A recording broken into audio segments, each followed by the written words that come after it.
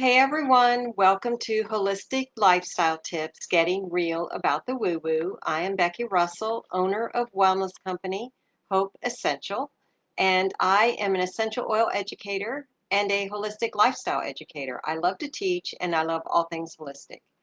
And I got started on this holistic route probably in my late 30s. Uh, I am not genetically blessed with genes and saw how disease treatment did not seem to serve my family very well. And I decided to try something different. And I've been called different my whole life, so there you go. But not saying, not judging anyone, I just wanted to try something different. And I feel it served me well because at 62, I'm not on any daily medications or prescriptions, and that's pretty unheard of in my family. I just want to share what's helped me with others and also to sort of dispel any myths about being holistic. And when I found the oils about 5 years ago, it was just a perfect fit into my natural lifestyle. And so I just want to share what I've learned. And I want a quality of life as I age, and I want that for everyone else. So every week I do talk about some topic that is either about emotional wellness, physical wellness, or spiritual wellness. Sometimes it's one, sometimes it involves two or all three. This month, I've been focusing on personal development books because starting next week, I'm going to be doing something not totally different, but a little different, and still doing the Facebook Lives at 9 p.m. Eastern Standard Time, but it's a different format. So be sure and tune in. And so tonight's the last night on personal development as far as the books I have loved and learned so much from, and I just want to share with you. And it involves mostly emotional wellness, some spiritual, and I saved the best for last, really, because this book truly was a game changer. And sometimes personal development is just about, learning how to set goals or, making positive changes, but it isn't life changing in that it makes you a better person. And this book I'm talking about, Personality Plus by Florence Latour, was that book for me. And it was almost like a weight being lifted from my shoulders as I read this book. As I said, I've been pretty much called different my whole life. And it sort of leaves you wondering sometimes, is there something wrong with you? And if you just don't fit in. And so when a friend, a neighbor, gave me this book, she innocently gave it to me thinking it would help with my writing because at the time I was writing, and she thought it'd be great to create characters, which it absolutely is a wonderful tool for that. But it was more about how it affected me and opened my eyes because I did not realize how I was perceived by other people, and it was just so instrumental in helping me see things so clearly about me and about other people. So, this is a book about the four temperaments: the sanguine, choleric, phlegmatic, and melancholy. And it's so old, the Four Temperaments. I think Hippocrates came up with this. And the book is about, it's over 30 years old, but it still applies. And so, what was so transformational for me, I am a melancholy and very sensitive. And so, hearing that about, as I grew up, about, you know, why don't you smile more? Is there something wrong? Um, why don't you have more friends? Just a constant questioning of, why I am so different. And um, it when I read I thought I was sort of like a very either the only one or a very small minority of people like me. And when I read this book, when I found out there was a whole temperament that was like me, that was very freeing. And when I found out other people were being asked those same questions growing up, was so, so wonderful, because I had felt alone in all that. And, you know, reading on a page where someone said, I got so tired of my family asking me, you know, why don't you smile more? Are you okay? And it just, I don't know, for some reason it was very helpful knowing it wasn't, there's nothing wrong with me. I'm just wired differently. And so it just lifted a weight from my shoulders and helped me get more confidence. And so just thinking about the different temperaments, which of these statements do you relate to the most? Whether at home or work, I am well organized and keep everything in its proper place. Or, it's difficult for me to express excitement even about something that's really important to me. Or, when shopping at the mall, it's not unusual for me to forget where I parked my car. Or maybe this is you. I get annoyed when my employees don't follow my instructions to the letter. Okay, I don't have time to go into what all the basics of each temperament and so forth. But just so you know, I do teach an empowerment class called the 4x4 method. And it's based on the four temperaments and the specific associated essential oils that I've come up with for them. And it's really a cool class. So if that's something you're interested in learning more about, either for yourself or your family or your company, um, I'll be happy to talk to you about that. Just reach out to me. Um, but it's so important to know yourself first so that you can understand other people and accept them. And so here's another little snippet on the four temperaments. A choleric does all of his work, whether it's homework or regular work, first thing. He doesn't want it hanging out there to do later. That's my husband. A sanguine does all of their work after hanging out with all the people she knew before the weekend started and all the new people she happened to meet during the week. She may even forget there isn't any work due until someone, usually a melancholy or a choleric, reminds her. I I know a few people like that. Hey, Valentina. And then a melancholy would spend a considerable amount of time planning how the work would need to get done and in what order, and what the steps should be, and then pace herself throughout the week to make sure it's done before the due date. Perhaps there will even be time to get ahead on her work, who knows?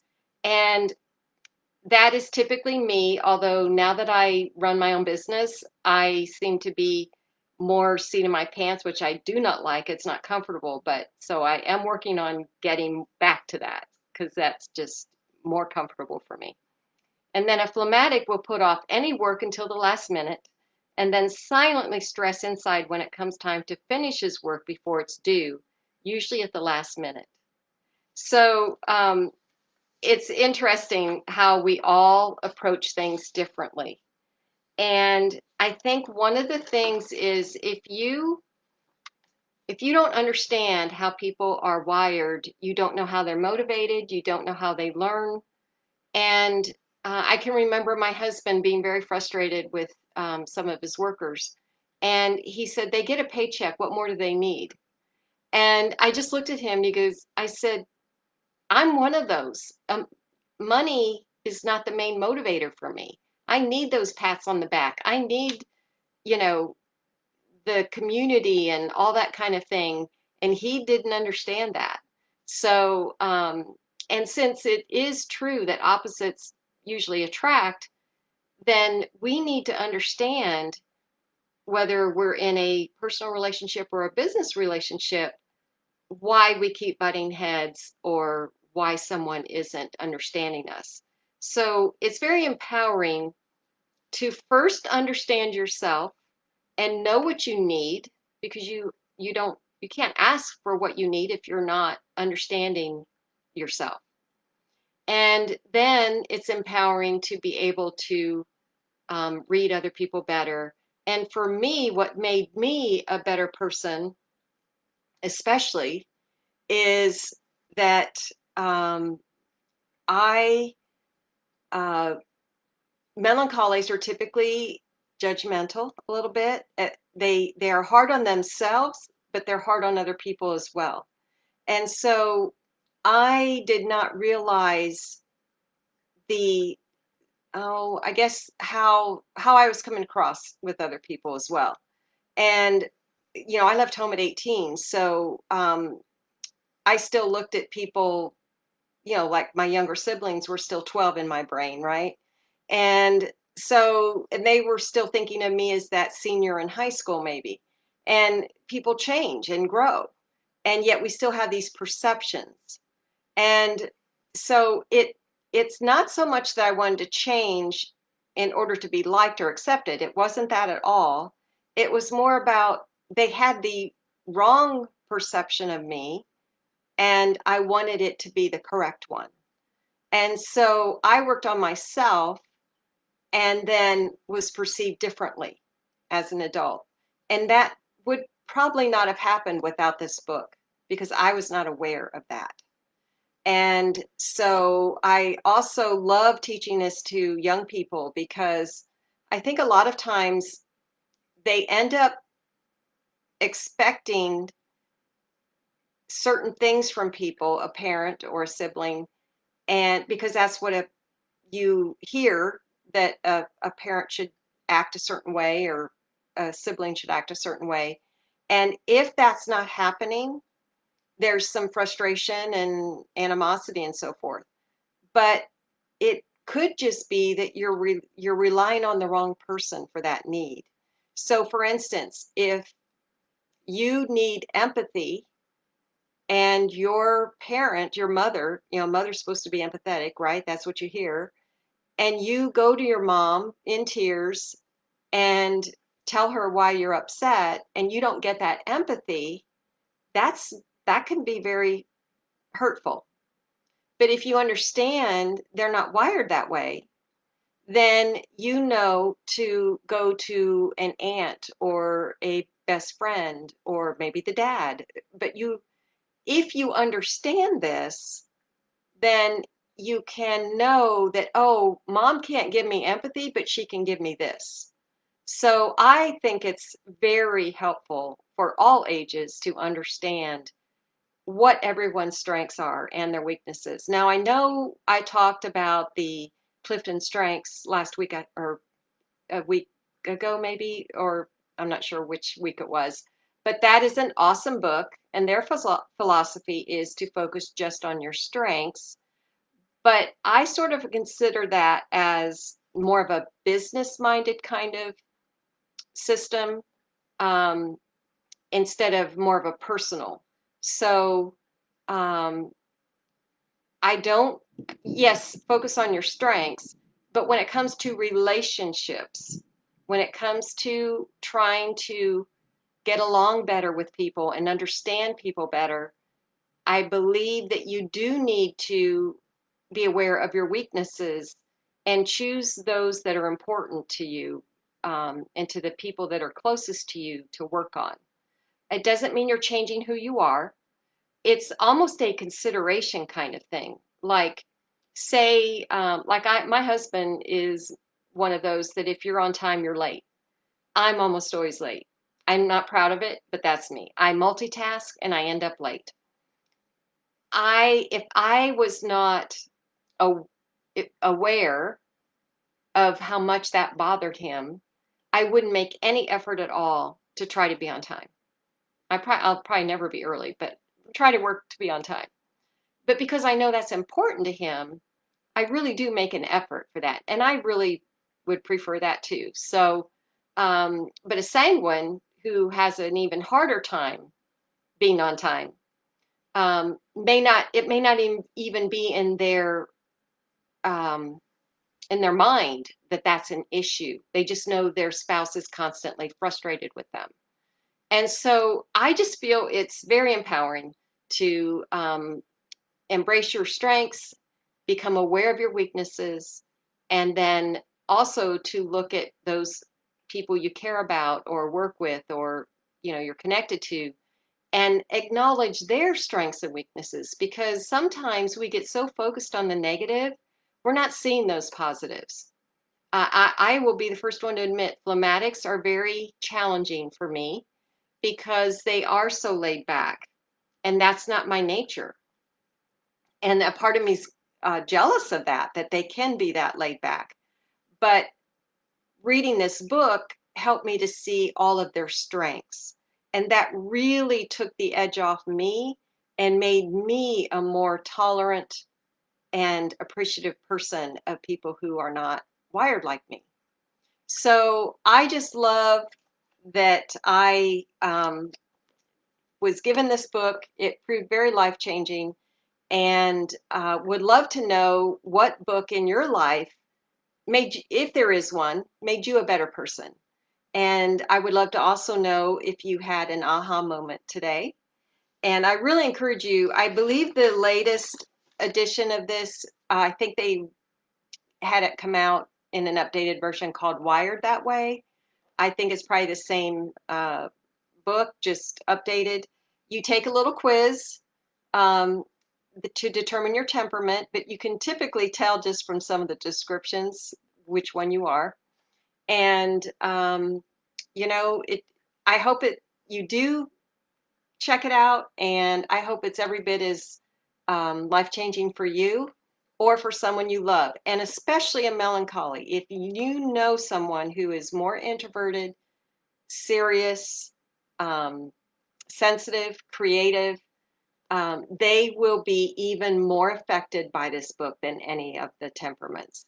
So, just FYI for you. And so be sure and check out my Facebook business page, Hope Essential LLC, for any events going on, updates. I have a lot of educational things on there. I know my next class, online class, is Balancing Blood Sugar Naturally, and that is August 6th, next Thursday at 6:30 p.m. The deadline is tomorrow or Friday at the latest to sign up. And then Nurturing Relationships from Self-Awareness to Inspiring Others. I'm collaborating with my good friend Mei Lee, and we're actually going to talk about my. I'm going to give a little bit of my 4x4 method with this book and the oils, and then she's going to take it even deeper into how that helps with communication and relationships.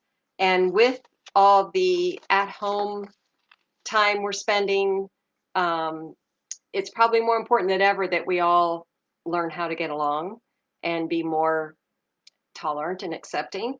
And so, would love to have you join us, and just you know, uh, do your best. No one's asking you to change. You are made perfectly the way you are, but it doesn't mean we can't improve on things either. So, um, till next time, choose you, choose natural, choose now.